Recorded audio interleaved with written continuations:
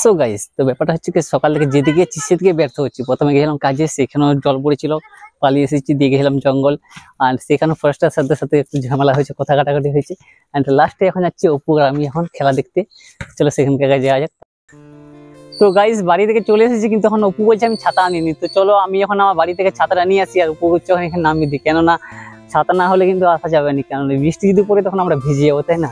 তার থেকে এখানে নামিয়ে দিই, তারপর হচ্ছে ছাতাটা নিয়ে আসি। খেলা দেখতে এসেছি, সেখানে এখন বৃষ্টি আমি শুরু করে দিয়েছি। তো দেখা যাক কতদূর কি হয়, আগে তো যাই তারপর বলছি। আর এই সামনে তোমরা দেখতে পাচ্ছ কতগুলো ছেলে যাচ্ছে গামছা ঢাকা নিয়ে খেলা দেখতে। যাদের ইচ্ছে থাকবে তারা এমনিতে যাবে, তারা কোনো অজুহাত দেখাবে না। তারপর হচ্ছে আমরা চলে এসেছি এখানে। অপুর কাছ থেকে আমি ক্যামেরা স্ট্যান্ড নিলাম, অপু বললো তুই ছাত্রা নেই।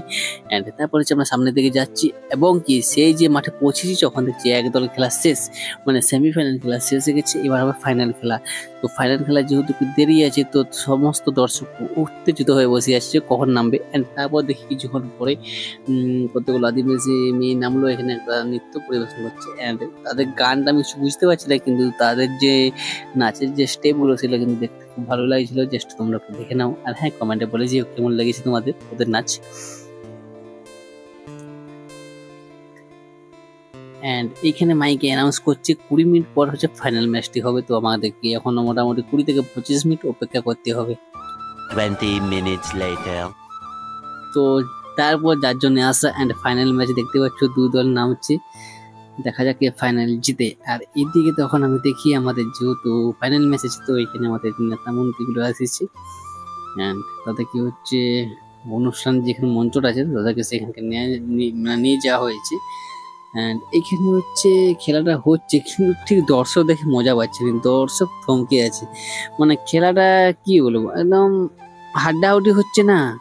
আর গোল করার অনেক সুযোগ পেয়েছিল, কিন্তু সেই সুযোগগুলো কাজে লাগাতে পারেনি। তো এদের যে হারে সুযোগ পেয়েছে ওগুলো হয়তো 2 থেকে 3টা গোল হতে পারতো, কিন্তু গোল একটা হয়নি। আর খেলাটা কিন্তু বারকে বার শেষের দিকে যাচ্ছে। আর এদের যে গলিটা দেখতে পাচ্ছি, যে গলিটা ওটা অসাধারণ গলি। তো যখনই বল আসছে তখনই সমস্যা ক্লিয়ার করে দিচ্ছে। আমার যা মনে হচ্ছে খেলাটা যদি গোল যদি না পারে তাহলে কিন্তু টাইব্রেকারের দিকে চলে যাবে, আর হাতে কিন্তু বেশি সময় নেই। তো যা করা তাড়াতাড়ি করতে হবে। আর দর্শক তো এখন দেখতে পাচ্ছ, আর এই যে কাকাটা এসেছে, এই কাকাটা কিন্তু বেশ মজা দিচ্ছে, কেননা খেলা ফলাফল এখন 0-0 আছে। তাই টাইব্রেকারের মাধ্যমে যে জয়ী হবে তাকে ঘোষণা করা হবে, দেখা যাক কে জয়ী হয়। অ্যান্ড তারপর একে একে আসছে, টাইব্রেকার শট নিচ্ছে। আর যে আজকে যে রেফারিটা আছেন তিনি হচ্ছেন একজন মহিলা। আর এখানে দেখতে পাচ্ছি কি সুন্দর শেপ নিল, তো অসাধারণ ছিল। কাকা একদম পুরো আমাদের ফুল জোশে আছে, আবার গোল দিয়ে দিল। তো দেখা যাক এভাবে কে জিতে। এখনো কিন্তু ড্র আছে, 1-1 এখনো আছে। এই যে গোলটি আছে, এই গোলটি কিন্তু বিশাল একদম কনফিডেন্স আছে এর মধ্যে। তো দেখে মনে হচ্ছে সেভ করে দিতে পারে, দেখা যাক কি হয়। আর এটা যদি সেভ করে দেয় না, তাহলে কিন্তু এটা জিতে যাবে। আর যদি গোল হয়ে যায় তাহলে আবার সে ড্র হয়ে যাবে। এন্ড সেই গোল হয়ে গেল, ম্যাচটা কিন্তু ড্র। এখনো কিন্তু কেউ হারানি, কেউ জিতেনি, কি যে হচ্ছে দেখা যাক। এন্ড ফাইনালি অনেক শেষে ম্যাচ জিতে গেছে। চলো আজকের মতন বাই বাই।